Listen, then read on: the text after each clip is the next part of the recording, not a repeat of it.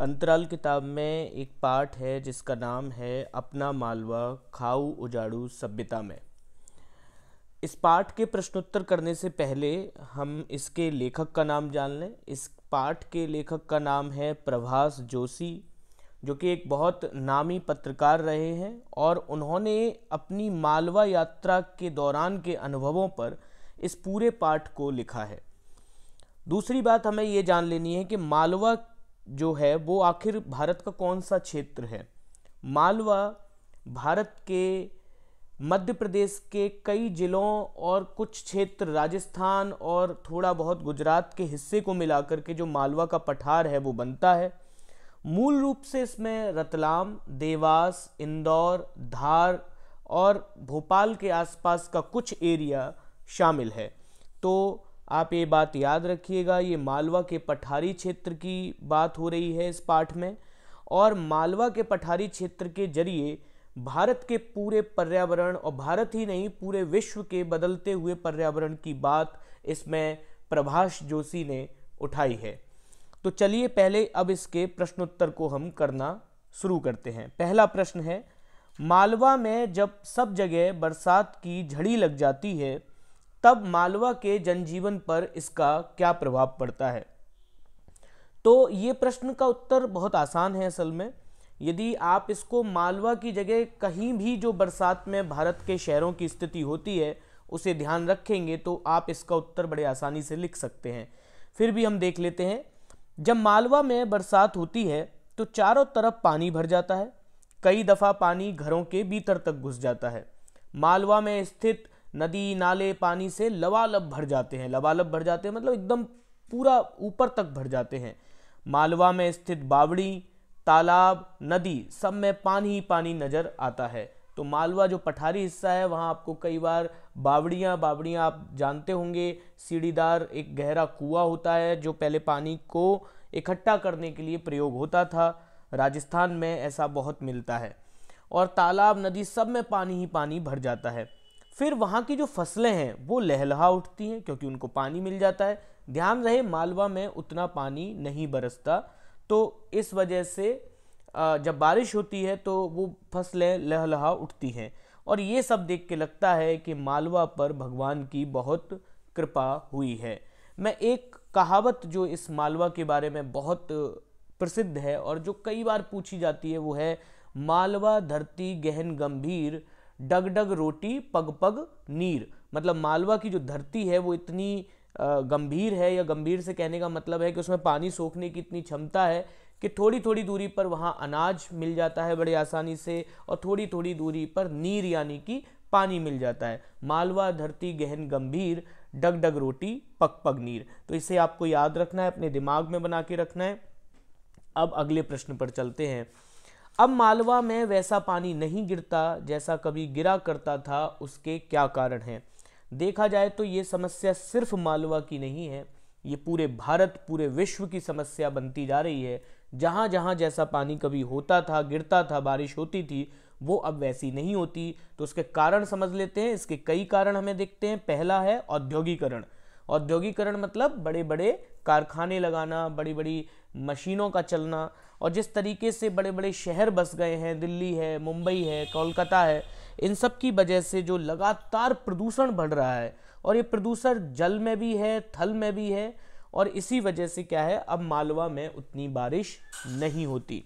दूसरा अगर हम पॉइंट देखेंगे तो वो है लगातार वायुमंडल में कार्बन डाइऑक्साइड के बढ़ने के कारण ओजोन की जो परत है, जो ओजोन की एक परत होती है ऊपर वायुमंडल में, जो कि जितनी भी बहुत पराबैंगनी किरणें हैं, जो खतरनाक किरणें हैं सूरज की, उनसे हमें बचाती है। और अब वो लगातार कमज़ोर हो रही है और पूरी धरती गर्म हो रही है, और धरती के गर्म होने के कारण ग्लेशियर पिघल रहे हैं और मौसम बदल रहा है। तो आप इसको ऐसे समझिए कि वायुमंडल में कार्बन डाइऑक्साइड की बढ़ने के कारण जो जलवायु है वो गर्म हो रही है, और दूसरी तरफ ओजोन की परत भी कमज़ोर हो रही है, और ग्लेशियर के पिघलने के कारण लगातार मौसम में बदलाव आ रहा है। तो पहला कारण औद्योगिकरण, दूसरा कारण धरती का गर्म होना और मौसम का बदलना, और तीसरा और सबसे महत्वपूर्ण कारण जो है वो इसी से ही जुड़ा हुआ है कि पेड़ों की लगातार कटाई के कारण अब मालवा की वो धरती उजड़ती हुई जा रही है। तो समझ सकते हैं कि वो जो कहावत थी मालवा के बारे में कि मालवा धरती गहन गंभीर, डगडग रोटी पग पग नीर, अब वो कहावत कहीं ना कहीं पीछे छूटती जा रही है। आइए तीसरे प्रश्न की तरफ चलते हैं। हमारे जमाने के इंजीनियर ऐसा क्यों समझते हैं कि वे पानी का प्रबंधन समझते हैं और पहले के ज़माने के लोग ऐसा नहीं जानते थे? देखिए, इस प्रश्न को पहले समझ लेते हैं कि आजकल के जो इंजीनियर हैं, आजकल के जो पढ़े लिखे जो नए टेक्नोलॉजी के लोग निकल रहे हैं, उनको ऐसा लगता है कि वो तो पानी का प्रबंधन मतलब मैनेजमेंट, यानी पानी को कैसे बचाया जाए, पानी का कैसे अच्छे से अच्छे इस्तेमाल किया जाए, वो जानते हैं। और उनको ये भी लगता है कि पहले के लोगों को ऐसी जानकारी नहीं थी। तो एक बार इसका उत्तर समझ लेते हैं कि ऐसा उनको क्यों लगता है। लेखक समझता है कि आज के इंजीनियर को पश्चिमी शिक्षा की नवीन तकनीकी और वैज्ञानिक साधनों की वजह से गलतफहमी है कि वे पानी को बचाने और उसे संरक्षित रखने के उपायों को पहले से बेहतर तरीके से जानते हैं। तो लेखक असल में ये मानता है कि चूंकि ये जितने भी नए इंजीनियर हैं वो पश्चिमी शिक्षा से पढ़े हुए हैं, वहाँ की नई तकनीकी इन्होंने समझी है, बड़ी बड़ी मशीनें हैं आजकल और नए नए वैज्ञानिक उपकरण बन गए हैं, साधन बन गए हैं, तो उनको कहीं ना कहीं ये गलतफहमी है कि वो जो है पानी को बचाने का जो तरीका जानते हैं वो सबसे बेहतर है और पहले के लोग वैसा नहीं जानते थे।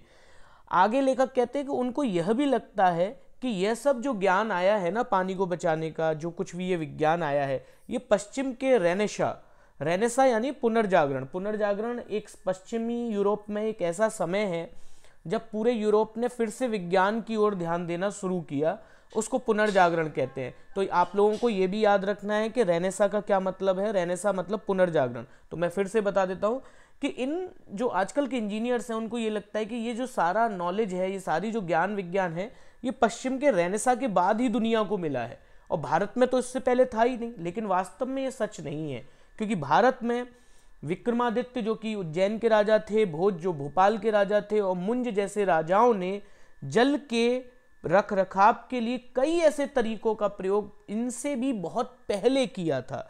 तो आप समझ सकते हैं कि प्राचीन भारत में और मध्यकालीन भारत में भी जल के रखरखाव के उपाय आज के आधुनिक भारत से बहुत पहले से चल रहे थे। तो ये एक गलत फहमी है आजकल के इंजीनियर्स को कि वही पानी का रखरखाव समझते हैं या बहुत अच्छे से जानते हैं, क्योंकि पानी का रखरखाव तो वर्षों से चला आ रहा है। अगले प्रश्न पर आते हैं। अगला प्रश्न इसी से ही जुड़ा हुआ है जो पिछला हमने अभी बात करी।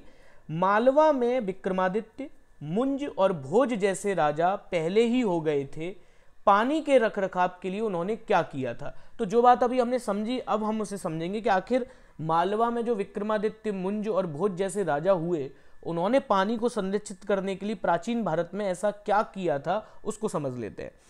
देखिए, प्रश्न वहीं से, उत्तर वहीं से शुरू करना है कि आज के इंजीनियर समझते हैं कि पानी का रखरखाव उनसे बेहतर कोई जानता ही नहीं है, जबकि सच इसका बिल्कुल उल्टा है। मालवा में विक्रमादित्य, मुंज और भोज जैसे राजा बहुत पहले से थे, जो आप देखेंगे, जो कि इस पठारी भाग में जल के संरक्षण का कार्य कर रहे थे। देखिए, मालवा का जो पूरा हिस्सा है वो पठारी है। पठारी मतलब जो कठोर चट्टानों का बना होता है, और वो इस पूरे हिस्से में पानी को संरक्षित करना बड़ा अच्छे से जानते थे। पर वो क्या कर रहे थे, अब वो हमें बताना है आगे उत्तर में। उन्होंने पानी को जमा रखने के लिए कुएं, तालाब और बावड़ियों का निर्माण कराया था। कुएं बनवाए, खुदवाए, तालाब बनवाए, बावड़ियों का निर्माण करवाया, ताकि जो वर्षा का पानी हो वो उसमें संभाल के रखा जा सके, उसे सहेज कर रखा जा सके। इस तरह वर्षा के पानी का प्रयोग सूखे के समय में किया जा सकता है, मतलब जो बिना वर्षा का समय होगा उसमें इस पानी का वो प्रयोग कर सकते हैं। लेकिन आज के आधुनिक इंजीनियरों ने इन तालाब और बावड़ियों का ध्यान तक नहीं रखा है, जिससे देखा जाए तो सूखे की समस्या में लगातार बढ़ोतरी ही हो रही है। मतलब एक तरफ प्राचीन राजा जो थे वो बहुत अच्छे से जानते थे कि तालाब बनवाने जरूरी है, बावड़ी बनवानी जरूरी है, कुआं खुदवाना बहुत जरूरी है, लेकिन आजकल के जो आधुनिक इंजीनियर हैं वो इस बात का महत्व समझते नहीं है, क्योंकि उनको इस बात का भ्रम है कि उनको ज़्यादा अच्छे तरीके आते हैं। लेकिन इस वजह से उल्टा सूखे की समस्या बढ़ रही है। तो हम समझ सकते हैं कि विक्रमादित्य, भोज और मुंज जैसे राजाओं का कितना बड़ा योगदान रहा है पानी के संरक्षण में। आइए अगले प्रश्न की तरफ बढ़ते हैं। हमारी आज की सभ्यता इन नदियों को गंदे पानी के नाले बना रही है, क्यों और कैसे? बहुत महत्वपूर्ण प्रश्नों में से एक है इस पाठ के। देखिए बहुत सामान्य सा उत्तर है, जरूरी नहीं है कि आप मालवा जो पाठ है अपना मालवा खाऊ उजाड़ू सभ्यता में, आप उस पाठ के आधार पर ही इसका उत्तर दें, बल्कि आप अपने दिमाग से भी इसका उत्तर दे सकते हैं। तो आप इसका उत्तर हम एक बार पढ़ लेते हैं। वर्तमान जो सभ्यता है वो वस्तुओं और सुविधाओं को ज़्यादा से ज़्यादा उपयोग कर लेना चाहती है। आजकल के जो लोग हैं उनको लगता है कि जितना ज़्यादा चीज़ें वो यूज़ कर लें, जितना ज़्यादा उसको अपने दैनिक जीवन में उपयोग कर लें, उतना फ़ायदा रहेगा और ज़्यादा से ज़्यादा सुविधाएं उठा लें। आजकल के लोग प्रकृति को केवल क्या समझते हैं? उपयोग की चीज़ समझने लगे हैं। और ये सभ्यता, जैसा कि इस पाठ का नाम भी है, खाने से ज़्यादा किस में विश्वास रखती है? उजाड़ने में, बिगाड़ने में। यही वजह है कि प्रदूषण का स्तर लगातार बढ़ रहा है और उसी प्रदूषण में से एक प्रदूषण है जल प्रदूषण, और उसके कारण नदी और नालों में अब ज़्यादा फर्क बचा नहीं है। आप देखेंगे कि नदियों का पानी भी उतना ही गंदा हो गया है जितना नालों का पानी हो गया है। ये नदियाँ क्यों गंदी हो रही हैं वो समझ लेते हैं। कारखानों का जो प्रदूषित पानी है वो भी लगातार नदियों में फेंका जाता है। साथ ही साथ हमारे घरों का जो गंदा पानी है वो भी अंत में नदी में ही चला जाता है। और गंदे पानी को जितना भी ये जो गंदा पानी है जो नदियों में जा रहा है, इसको साफ करने के कोई उचित उपाय या सही उपाय किए भी नहीं जा रहे। थोड़े बहुत किए जा रहे हैं पर उतने ढंग से नहीं किए जा रहे। यही कारण है कि आज यमुना जैसी नदियां, गंगा जैसी नदियां आज नाले का स्वरूप ले चुकी हैं, और जो कभी पवित्र जल था वो अब बीमारियों का कारण बन रहा है, वो हमारी खतरनाक बीमारियों का कारण बनता जा रहा है।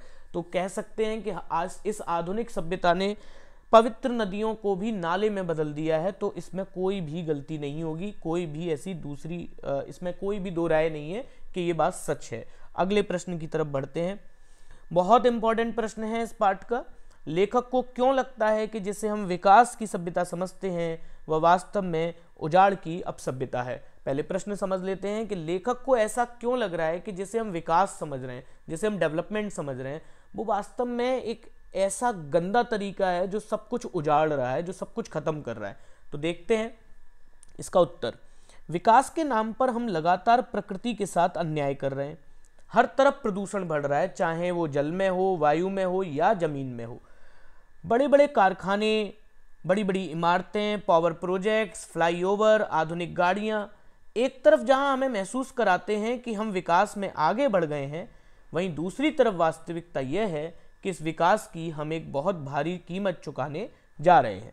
तो देखिए पहले इस बात को समझ लेते हैं कि एक तरफ हमको दिखाई दे रहा है कि बहुत बहुत बड़ी बड़ी इमारतें हैं, पावर प्रोजेक्ट्स चल रहे हैं, फ्लाईओवर हैं, मॉल हैं, रियल एस्टेट बिल्डिंग्स हैं, आधुनिक गाड़ियां हैं, और हमको लगता है कि देखो कितना डेवलपमेंट हो रहा है, कितना विकास हो रहा है।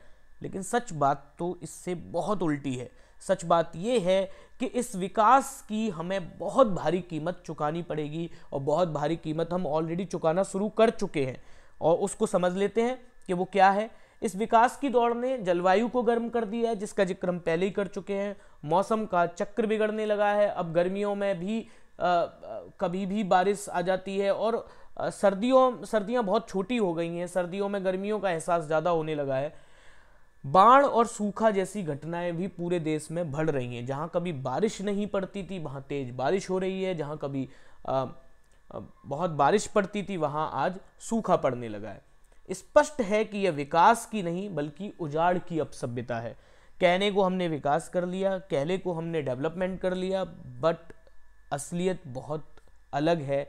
हम सब कुछ उजाड़ने में लगे हैं, हम प्रकृति का नाश करने में लगे हुए हैं। चलिए अब इसके अगले प्रश्न की तरफ बढ़ते हैं, जो कि उतना ही महत्वपूर्ण है जितना कि अभी छठवां प्रश्न था। धरती का वातावरण गर्म क्यों हो रहा है? अमेरिका और यूरोप की इसमें क्या भूमिका है? तो देखिए जितनी बातें अभी तक करी, अगर आप उनको भी लिख देंगे तो भी आपको उत्तर समझ में आएगा। इंसान विकास के नाम पर लगातार प्रकृति का दोहन कर रहा है। दोहन करने का मतलब होता है उसको यूज कर रहा है, उसका उपयोग कर रहा है, बिना ये सोचे समझे कि इस प्रकृति की वजह से ही वो है, जिंदा है। यदि वो प्रकृति को जितना इस्तेमाल करेगा और उसको खत्म कर देगा तो अंत में वो भी यानी इंसान भी नहीं बचेगा। तो जिसका इस दोहन का नतीजा ये है कि प्रदूषण में बहुत वृद्धि हुई है, और इसी प्रदूषण के कारण कार्बन डाइऑक्साइड, सल्फर डाइऑक्साइड जैसी जहरीली गैसें लगातार हवा में घुलती जा रही हैं। इन गैसों को हम ग्रीन हाउस गैस कहते हैं। ग्रीन हाउस गैस क्या होता है?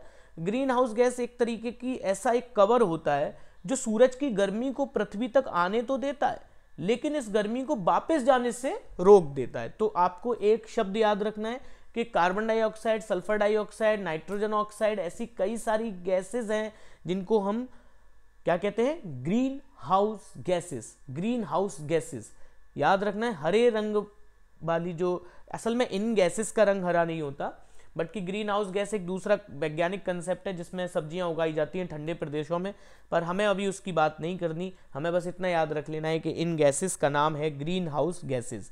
और ये क्या करती हैं? सूरज की गर्मी को नीचे तो आने दे रही हैं पर उसे वापस नहीं जाने दे रही। तो नतीजा क्या होगा? धीरे धीरे धरती का वातावरण गर्म हो रहा है। अब ये तो बात पता चली कि धरती का वातावरण गर्म हो रहा है, लेकिन अमेरिका यूरोप की क्या गलती है? चलिए वो भी समझ लेते हैं। अमेरिका यूरोप की जो पूरी सभ्यता है वो खाओ उजाड़ू टाइप की है। खाओ उजाड़ू क्या होता है? खाओ और बिगाड़ो, खाओ एंड बिगाड़ो। अंग्रेजी में कह सकते हैं use and throw. Use and throw है सब कुछ।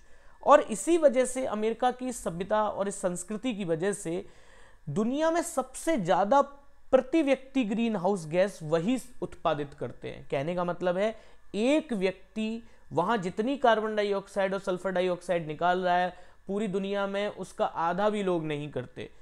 तो यानी प्रति व्यक्ति, यानी पर पर्सन जो ग्रीन हाउस गैस प्रोडक्शन है या ग्रीन हाउस गैस का उत्पादन है, वो सबसे ज्यादा अमेरिका और यूरोप में है। इस तरह धरती को गर्म करने में सबसे ज्यादा योगदान इन्हीं दोनों का बनता है। पाठ के प्रश्न मुझे उम्मीद है आपको समझ में आए होंगे। पर्यावरण से संबंधित हैं, बारिश के कम होने से संबंधित हैं, नदियों के नाले में बदलने से संबंधित है, उजाड़ की अपसभ्यता से संबंधित हैं, और सबसे बड़ी बात धरती के गर्म होने से संबंधित हैं। और साथ ही साथ आपको एक जो कहावत है वो मैं फिर से एक बार सुनाना चाहूँगा।